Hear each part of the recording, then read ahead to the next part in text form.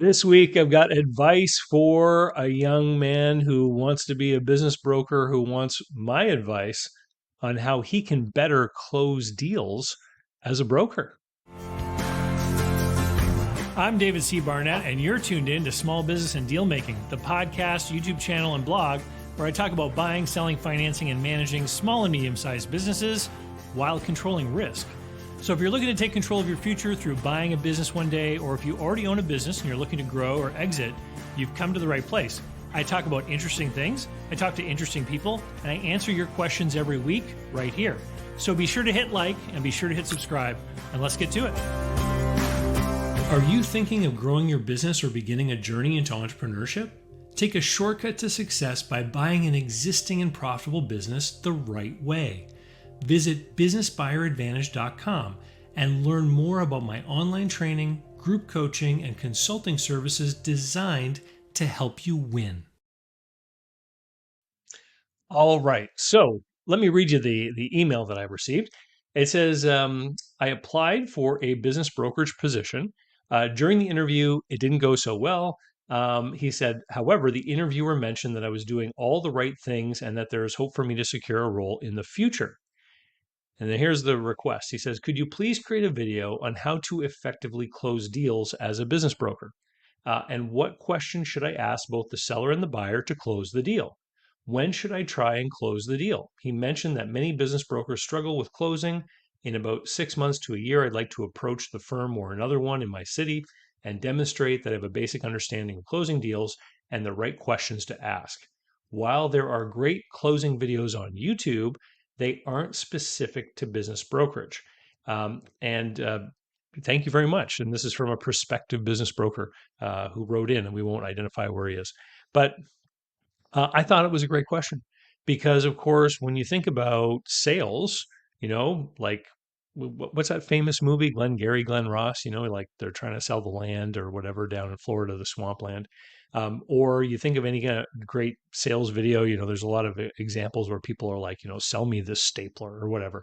And you think about a salesperson basically like demonstrating value or talking about features, advantages, and benefits of a given product, and that if you ask the right questions and you position it correctly, that the other party is going to say, "Yeah, I want that," and you're going to make the sale. Well, a business brokerage is a little bit different than that because you're not selling a static known commodity. You're selling something that changes from day to day. It's a business, right? And what the buyer perceives as the value may not always strictly be about the numbers. So let's talk about the business brokerage role because in business brokerage, there's not one sale, there's two, right? Business brokers operate in what some people describe as a two-sided marketplace. So the very first sale that a business broker has to make is to a business owner.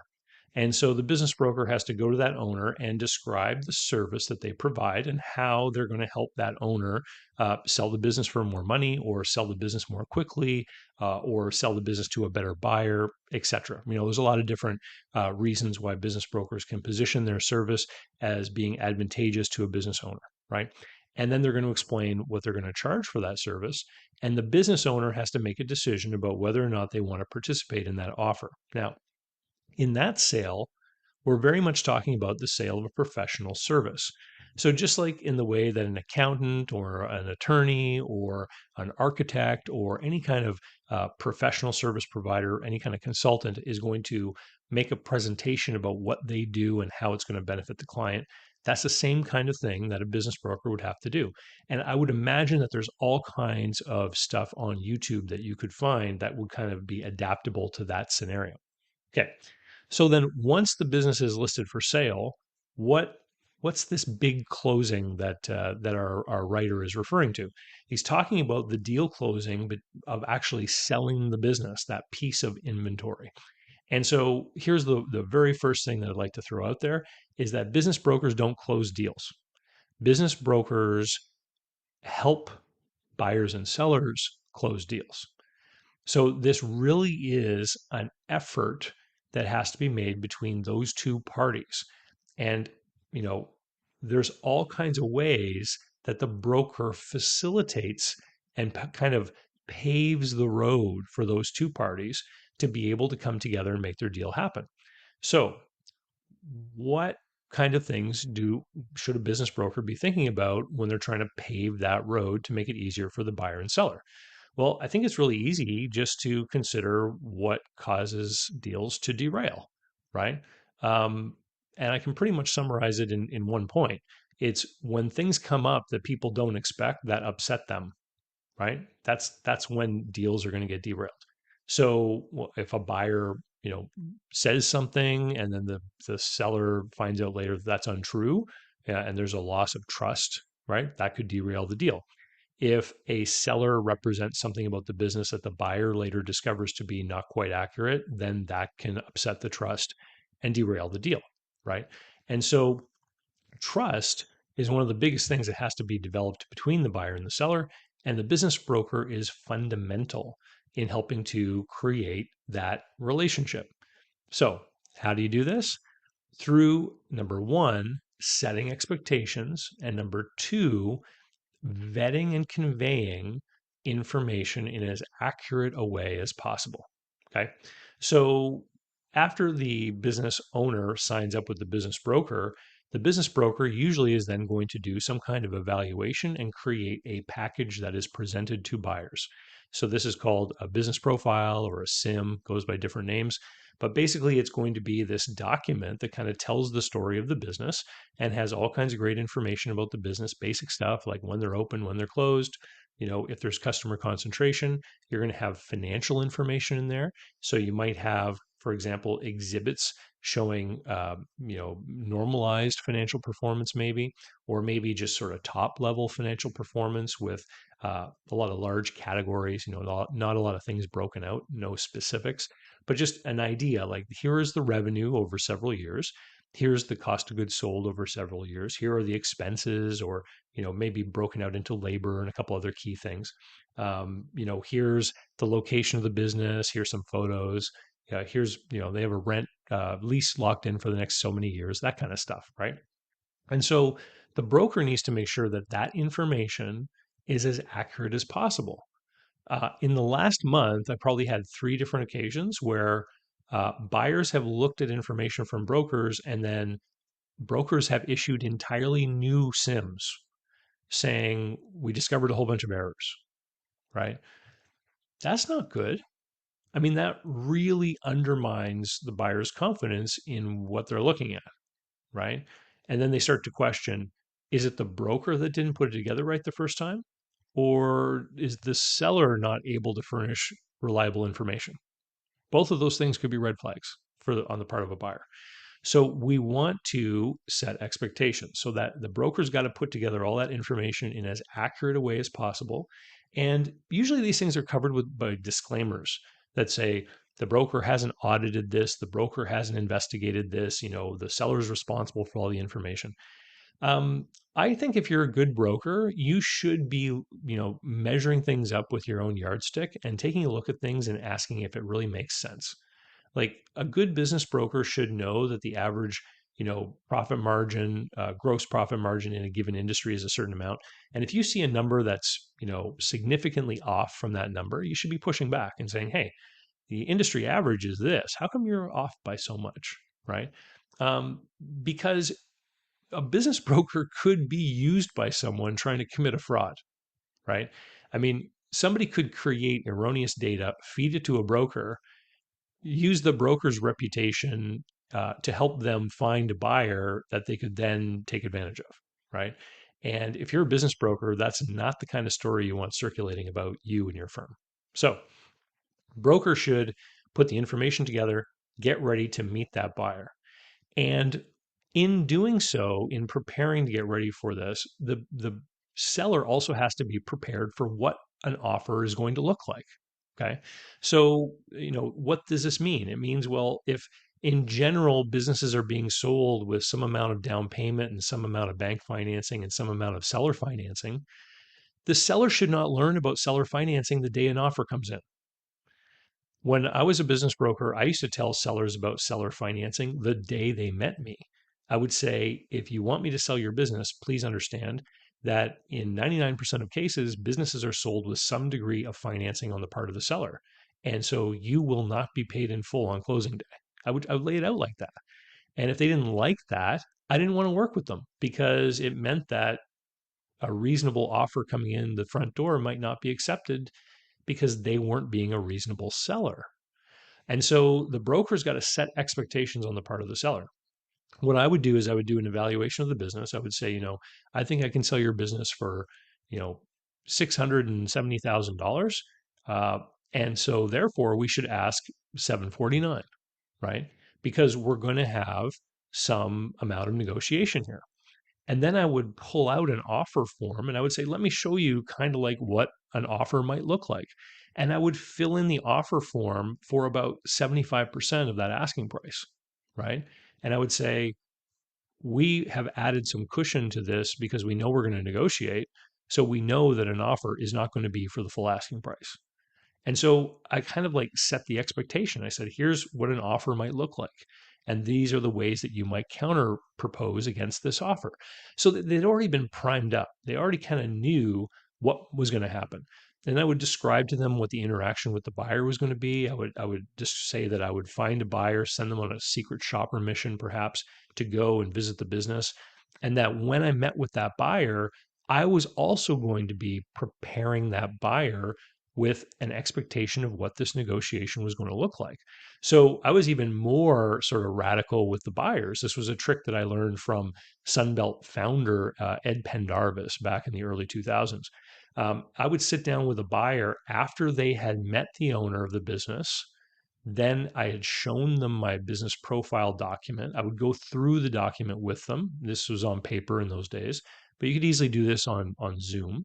And, I just said I would go through it with them. Don't fire off SIMs and CBPs by email. Don't do it. You want to have a meeting with your buyer. You want to go through it. You want to talk about the different sections. You want to point things out to them. You want to make sure they understand the information, right? Just firing off a 50-page PDF to someone is quite frankly lazy. So I would sit down with them and I would go through it after they had met the seller. So they already had a good idea of what running the business was going to be like. They had an idea of who the seller was. They had heard their story from the seller. Now we're going to go through the information in the profile, and I'm going to make sure they understand everything. And then before they went, I would pull out an offer to purchase and I would write up an offer for half the asking price. I would say, when you're going to make an offer, this is how you do it. And I would say, let's imagine you're going to offer half. And then I would start filling it in. You're going to put a down payment, you're going to borrow something from the bank. Maybe that's going to be tied to the value of the assets in the business. And then we're going to ask the seller to finance some part of the transaction, subject to offset. And I would go through it and read everything, let them know that their offer was non-binding, that any deposit that they put down was fully refundable if they pulled out of the deal or found something in due diligence. And did I expect any of them to make a half price offer? No. And if they asked me, should I make a half price offer? I would say I have uh, probably no doubts that the seller will never accept a half price offer, right? But I wanted to demonstrate it. And I didn't want to telegraph any kind of information about what I thought the seller might accept. And so they kind of leave with a little bit of excitement, like, wow, okay, so this is how you do it. And then I would also give them a blank one and I would say, work out the numbers, take a look at the deal, take a look at the business profile, work on this at home. If you have any questions, give me a call. If there's a specific detail that you can't find that you think is important, let me know by email and I'll ask the seller and we'll get that sorted out. But work out what this is worth to you so that we can make an offer. And through setting them up like that, what I was able to do is get more buyers to make offers. Did they ever make full price offers? No. Did the sellers expect full price offers? No, right? Everyone got what they expected. The buyer made some kind of offer that was less than the asking price, and the seller got that offer. And I would always present it in a very excited fashion. I would always say, hey, I have great news.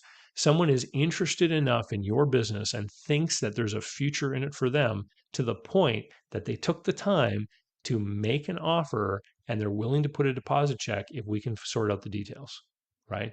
And this is exciting because selling a business is hard. It's really hard. You got to find just the right buyer.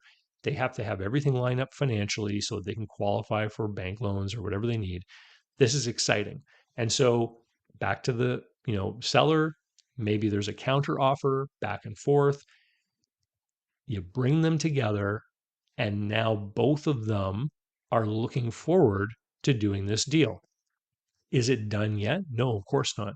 Because once we've got that offer in place, now we have to get into a due diligence period, and you're running around and you're getting things back and forth. But getting the offer is probably, one of the hard parts. Getting through due diligence is going to be the second thing that as a broker, you really don't control, because now you've got all these other experts like lawyers and accountants that may have different demands for bits of information, and you're kind of facilitating the transfer of that data to get everything to everyone that who needs it for the evaluation. And then the final documentation's got to be sorted out between the two attorneys, and that has to be satisfactory to the buyer and the seller. But you keep that direct pipeline open between the buyer and the seller so that when their lawyers have some kind of loggerhead, that you can be the one that facilitates that back alley communication, which eventually can tell the lawyers, hey, that point you're fighting about, that's not really as important as we think. Let's let that go, and let's get this deal closed. And so it's about paving the road or smoothing the pathway between the two parties. They're the ones that are going to close the deal. The buyer has to want the business and has to want to exchange money and incur debt in order to get the business. The seller has to be motivated to leave the business. They have to want to move on to the next thing. And they have to see that buyer as being a really fantastic choice as a successor to take over for the ownership of the business. And that's really what the broker does. The broker brings them together and lets them have a relationship. Um, I always know when when one of my clients is dealing with someone who doesn't really know what they're doing, when they do things like they prevent interactivity between the buyer and the seller, or they try to hold back information, or they're not doing that expectation setting work. And very often this will come from people who get into business brokerage from a real estate background, because in real estate you try to keep the buyer and seller apart because you don't want them to work out a deal that will cut out the commission, right? I mean, let's be honest, that's what it's all about. But in business brokerage, you have to build a relationship between the buyer and the seller. They have to trust each other, and they have to be confident in each other, and they're going to be working together after the deal closes, which means that throughout the transaction, you cannot end up in a place where it's people are pointing the finger or getting angry at each other. And that's also part of what the broker does, is they can kind of fall on the sword from time to time and accept responsibility for a miscommunication, just so that relationship between the buyer and the seller can be preserved. Anyway, good luck with the job application next time. Hopefully it goes better. But if you're a business broker out there listening to this and you've got some other comments or something you want to add to what I've said, please put them down below in the comments. We'd love to see that. And if you're trying to buy a business, as I always say, head over to businessbuyeradvantage.com. And if you're just interested in this topic, make sure you sign up for my email list, okay? Just go over to davidcbarnett.com. You'll find a place where you can sign up for my email list. I send out stuff every day. And with that, see you next week. Cheers. So, how can you learn more about buying, selling, financing, and managing small and medium-sized businesses? Easy. Go over to my blog site, davidcbarnett.com, where you can learn more about me and how I work with my clients. You can learn more about my books and courses that I've prepared for you. You can find out how to subscribe to my email list, the YouTube playlists, and more. There's literally hundreds of hours of content there, all for free, and I'd love for you to be my guest. Special thanks go to Mark Willis at Lake Growth Financial, today's video sponsor. Mark helps people better manage their personal and business finances through the Bank on Yourself insurance strategy. This is something I've done personally, and I've seen others use it successfully for years. Go to newbankingsolution.com to find all the interviews I've done with Mark and learn more about the advantages of these programs. While there, sign up for a free consultation to learn what this solution might look like for you.